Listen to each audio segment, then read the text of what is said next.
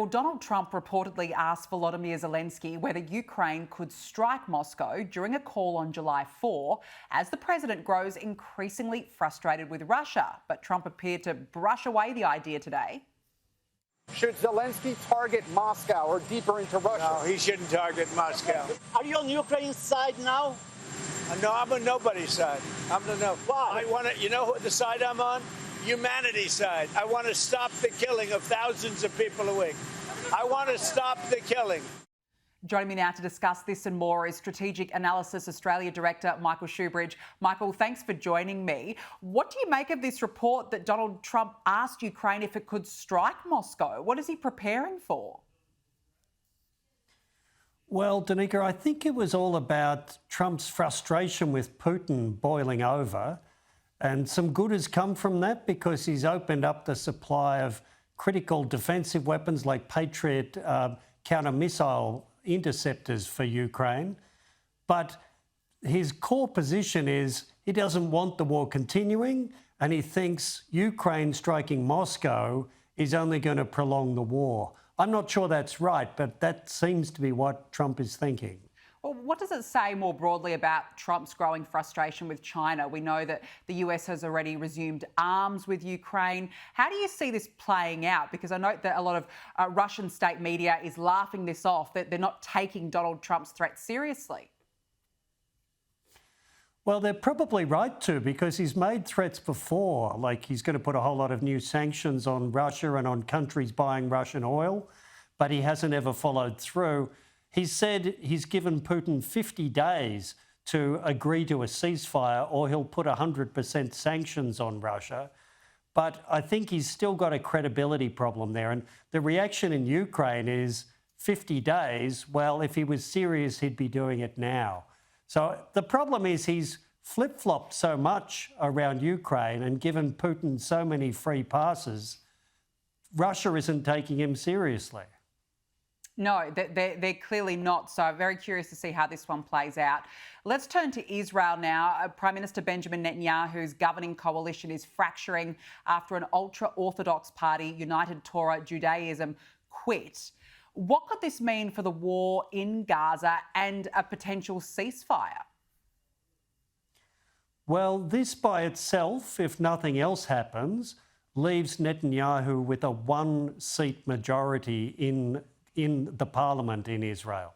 So if he loses another coalition partner, and there are more ultra-Orthodox parties in his governing coalition, then he would be in minority government. That could happen, and this is all about the ultra-Orthodox not wanting to have to do military service, which they haven't had to for decades. But the rest of the Israeli society is saying, why are we sending our sons and daughters into the war and the ultra-Orthodox are immune? Yeah, I mean, I just wonder how this would go and what it would mean for the war more broadly. I want to ask you about Anthony. Well, the problem... Yeah, sorry. The problem for the war more broadly is the far-right part of his governing coalition don't want him to agree terms with Hamas. So he can't end the war and keep his coalition together now that he's lost these numbers. So it makes any kind of deal to end the war harder. Yeah, it sounds like it's very, very difficult. Let's talk about Anthony Albanese's trip to China. Chinese President Xi has not given the PM any guarantee that we will be given more notice before any future military exercise in the region. Michael, look, they've been, schmoozing Anthony Albanese for days now. He said that he raised the military issue with them, but clearly to no avail. Well, Danica, even in Mr Albanese's brave talk about how he raised the issue when he was talking to Australian journalists after the meeting, the way he raised it sounds like he more or less congratulated Xi Jinping for sending the warships down to Australia and doing live firing. He mentioned again how it was all extremely lawful, and the only thing that bothered him was next time he'd like more notice of live firing. The Chinese gave no notice to the Australian government about the live firing. Civilian airliners had to divert for their passengers' safety. And it was an aggressive, intimidating exercise by China. But you wouldn't know that from the way the Prime Minister describes it. So it's no surprise Xi Jinping must have thought he was being congratulated and maybe he should send more ships soon. Oh, it was a welcome call, basically, Michael. You know, I mean, it was literally being an apologist for China. Albo was making excuses for China. That press conference yesterday was very, very telling that he gave. I've got to ask you, how much of this is about China driving a wedge between Australia and the US? Because they're clearly revelling in all this pomp and ceremony, all the symbolism. What is it all about?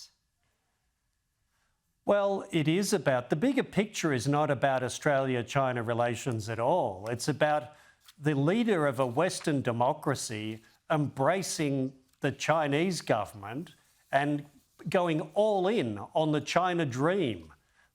Xi Jinping and his Communist Party propaganda arm cannot believe their luck with Mr. Albanese. And this visit is like a gift to them to play right into this. China is the new force in town. And a country like Australia is delighted with the direction of things under China.